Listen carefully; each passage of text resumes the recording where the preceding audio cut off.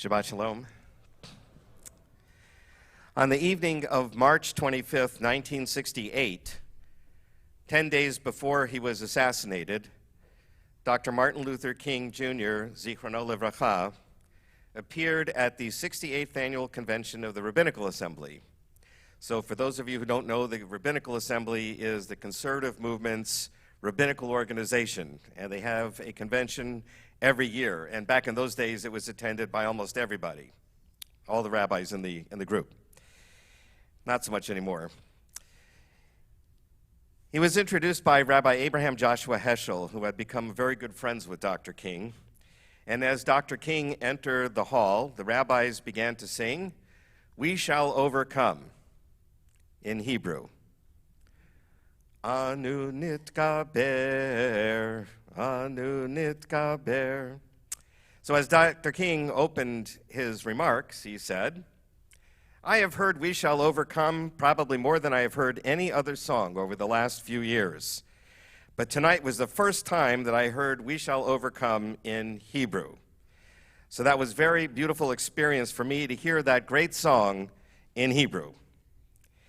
The conversation that evening was a frank and honest one about the relationship among our two communities, the history of both of our peoples and dealing with prejudice and bigotry, as well as the conflict in the Middle East. Some things never change. Of course, many Jews at that time were significantly involved in the civil rights movement. Two young Jewish men, as we know, Michael Schwerner and Andrew Goodman, were murdered along with a young black man, James Chaney, in 1964. They had been registering blacks to vote in the coming election. They were also investigating the burning of an African-American church in Mississippi. As we also know, Rabbi Heschel famously marched with Dr. King from Selma to Montgomery, and King was effusive in his praise for Heschel at the rabbis' convention. Heschel, for his part, had introduced King to the audience by comparing him to the great prophets of the Bible. To the extent that there was anti-Semitism in the black community or racism in the Jewish community, King said, "I think the only answer to this is for all people to condemn injustice wherever it exists. We found injustices in the black community and we condemn them, and that must be done in the Jewish community as well. We cannot substitute one tyranny for another, and for the black man to be struggling for justice and then turn around and be anti-Semitic is not only a very irrational course, but it is a very immoral course. And wherever we have seen anti-Semitism, we have condemned it with all our might." And that is, I think, an important message for us to remember today as well. We've all noticed the dramatic rise in anti-Semitism in our country over the past few years, and especially recently, coming from both the left and the right. And it's important for us to be vigilant and to speak up whenever and wherever we encounter it. At the same time, we should remain conscious and aware of our own potential prejudices. Do we ourselves sometimes make assumptions about someone by the way they appear or the accent with which they speak English? Scientists tell us that it is natural instinct, born of millennia of survival reflexes, that we make snap judgments about things and people we see every day. We had to, because for millennia we had to make instant decisions about what was dangerous. And therefore, when we see someone or something, and we immediately classify them. Someone who looks a little different from us, we may make assumptions about what that difference might mean. It's not like we can necessarily control that instinct, but we can recognize it, and if we do, we can stop and think about it, and we can engage our rational minds and evaluate what and who we're really seeing. The color of a person's skin, after all, does not really say very much at all about who that person is inside. The expression on their face can often tell us much more about the person.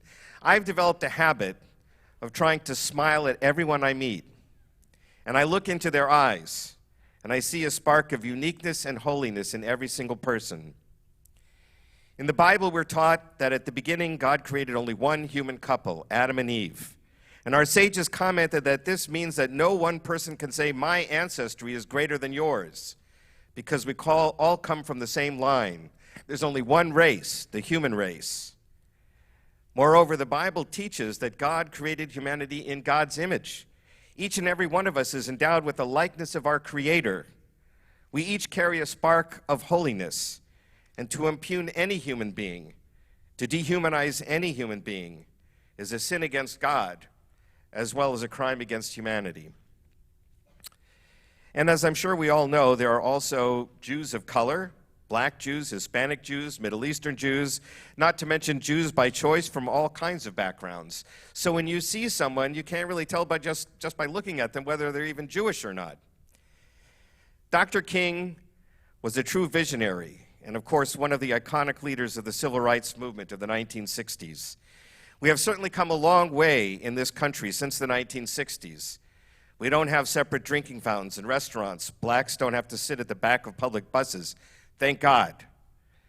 But while we do not legally segregate schools or housing, there is no doubt that our city has neighborhoods that are separated by social class and to some extent by ethnicity. It may not be prejudice that separates us, but the distance between us means that we do not always see each other, really see each other, as people with families and struggles not so different from our own. And that's why I would especially like to encourage our Jewish community to come out and support the African American community on Monday morning to celebrate one of the truly great prophets of our time, the Reverend Dr. Martin Luther King Jr. The Jewish Federation, the American Jewish Committee, the Anti-Defamation League, and the Israeli Consulate are organizing our community to come together and join the parade as Jews at 9 o'clock that morning. You can get the details from our website by going to our calendar and clicking on the link. In his most famous speech, Dr. King spoke of a dream that one day this nation will rise up and live out the true meaning of its creed. We hold these truths to be self-evident, that all men are created equal. And as we prepare to celebrate his life and work this Monday, it's worth recalling now his inspiring words. I have a dream, King declared, that my 4 children will one day live in a nation where they will not be judged by the color of their skin, but by the content of their character. I have a dream that one day little black boys and black girls will join hands with little white boys and little white girls and walk together as sisters and brothers. I have a dream that one day every valley shall be exalted and every hill and mountain shall be made low. The rough places will be made plain and the crooked places will be made straight. And the glory of the Lord shall be revealed and all flesh will see it together. This is our hope. And with this faith, we will be able to hew out of the mountain of despair a stone of hope. And with this faith, we'll be able to transform the jangling discords of our nation into a beautiful symphony of brotherhood. With this faith, we'll be able to work together, to pray together, to struggle together, to stand up for freedom together, knowing that we will be free one day. This will be the day when all God's children will be able to sing with new meaning, "My country, 'tis of thee, sweet land of liberty, of thee I sing. Land where my fathers died, land of the pilgrim's pride, from every mountainside let freedom ring." And when we let freedom ring, when we let it ring from every village and every hamlet, every state and every city, we'll be able to speed up that day when all of God's children, black men and white men, Jews and Gentiles, Protestants and Catholics, will be able to join hands and sing in the words of the old Negro spiritual, "Free at last, free at last. Thank God Almighty, we're free at last."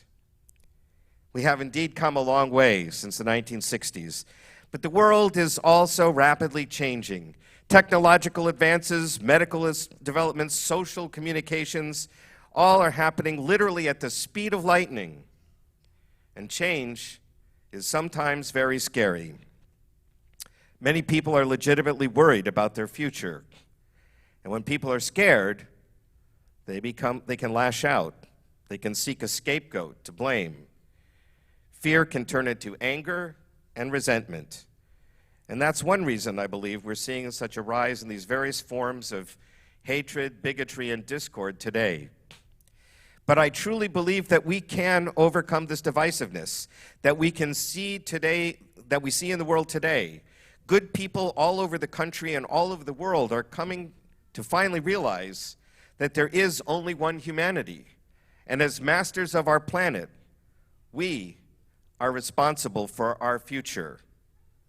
And we can only provide a safe and secure future for everyone if we all work together to make that happen. When the marchers gathered in Montgomery, Alabama at the end of that famous march, Dr. King gave another of his very famous speeches. And here's a short excerpt of what he said. And I note, by the way, the use of male pronouns, which was standard at the time.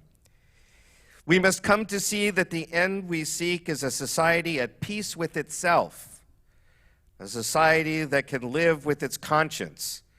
And that will be a day not of the white man, not of the black man. That will be a day of man as man. I know you're asking, how long will it take?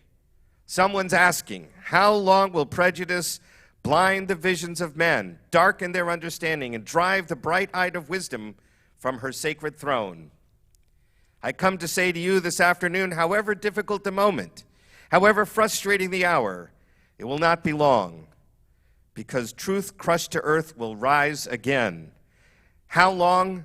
Not long, because no lie can live forever.